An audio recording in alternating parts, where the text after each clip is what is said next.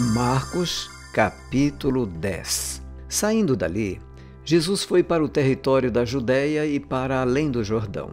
E, outra vez, as multidões se reuniram junto a ele e, de novo, ele as ensinava segundo o seu costume.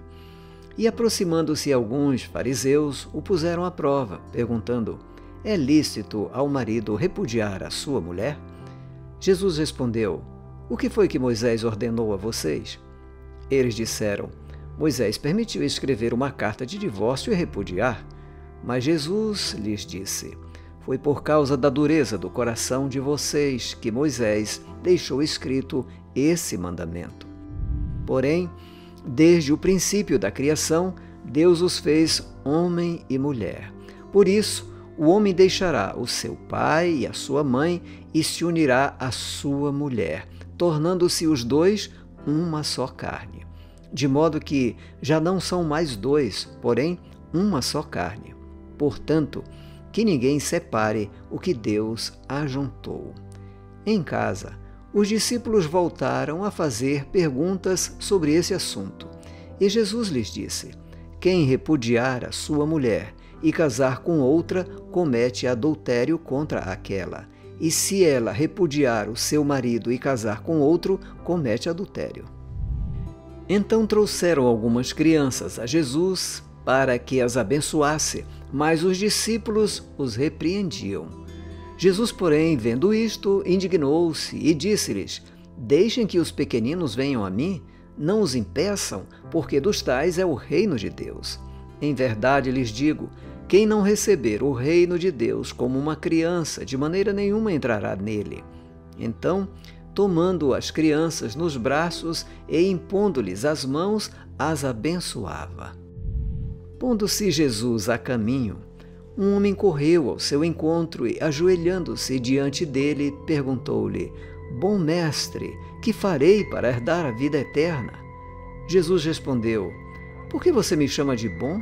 Ninguém é bom a não ser um, que é Deus. Você conhece os mandamentos? Não mate, não cometa adultério, não furte, não dê falso testemunho, não desfraude ninguém, honre o seu pai e a sua mãe. Então o homem respondeu: mestre, tudo isso tenho observado desde a minha juventude. E Jesus, olhando para ele com amor, disse: só uma coisa falta a você. Vá, venda tudo o que tem, dê o dinheiro aos pobres e você terá um tesouro no céu. Depois venha e siga-me. Ele, porém, contrariado com esta palavra, retirou-se triste, porque era dono de muitas propriedades. Então Jesus, olhando ao redor, disse aos seus discípulos: como é difícil para os que têm riquezas entrar no reino de Deus. Os discípulos estranharam estas palavras, mas Jesus insistiu em dizer-lhes: filhos, como é difícil entrar no reino de Deus. É mais fácil um camelo passar pelo fundo de uma agulha do que um rico entrar no reino de Deus. Eles ficaram muito admirados, dizendo entre si: sendo assim, quem pode ser salvo? Jesus, olhando para eles, disse: para os seres humanos é impossível, contudo, não para Deus, porque para Deus tudo é possível. Então Pedro começou a dizer-lhe: eis que nós deixamos tudo e seguimos o Senhor.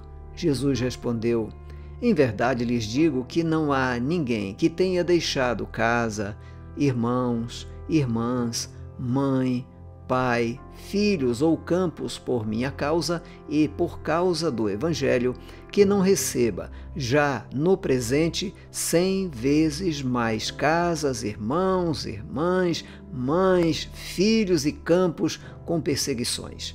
E no mundo por vir receberá a vida eterna. Porém, muitos primeiros serão últimos, e os últimos serão primeiros. Estavam a caminho, subindo para Jerusalém, e Jesus ia adiante dos seus discípulos. Estes se admiravam e o seguiam, tomados de apreensões. E Jesus, chamando outra vez os 12 para um lado, começou a revelar-lhes as coisas que deviam acontecer com ele, dizendo: Eis que subimos para Jerusalém, e o Filho do Homem será entregue aos principais sacerdotes e aos escribas. Eles vão condená-lo à morte e entregá-lo aos gentios. Vão zombar dele, cuspir nele, açoitá-lo e matá-lo, mas depois de 3 dias ressuscitará. Então se aproximaram dele Tiago e João, filhos de Zebedeu, dizendo: Mestre, queremos que o Senhor nos conceda o que vamos pedir. E Jesus lhes perguntou: O que querem que eu lhes faça? Eles responderam: Permite-nos, na sua glória, nos assentemos um à sua direita e o outro à sua esquerda. Mas Jesus lhes disse: Vocês não sabem o que estão pedindo. Será que podem beber o cálice que eu bebo ou receber o batismo com que eu sou batizado? Eles responderam: Podemos. Então Jesus lhes disse: Vocês beberão o cálice que eu bebo e receberão o batismo com que eu sou batizado. Quanto a sentar à minha direita ou à minha esquerda, não me compete concedê-lo, pois é para aqueles a quem está preparado. Quando os outros 10 discípulos ouviram isso, começaram a ficar indignados com Tiago e João. Mas Jesus, chamando todos para junto de si, disse: Vocês sabem que os que são considerados governadores dos povos os dominam e que seus maiorais exercem autoridade sobre eles. Mas entre vocês não é assim, pelo contrário. Quem quiser tornar-se grande entre vocês, que se coloque a serviço dos outros. E quem quiser ser o primeiro entre vocês, que seja servo de todos. Pois o próprio Filho do Homem não veio para ser servido, mas para servir e dar a sua vida em resgate por muitos.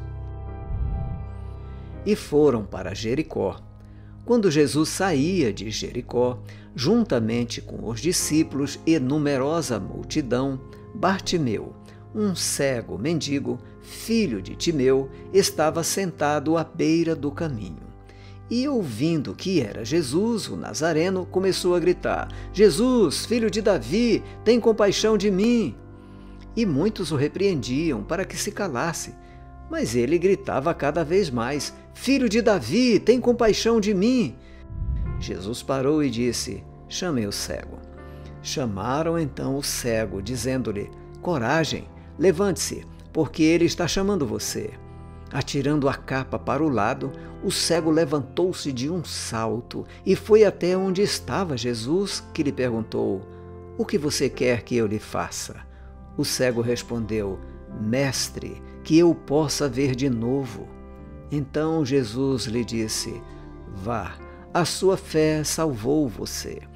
E imediatamente passou a ver e foi seguindo Jesus estrada fora.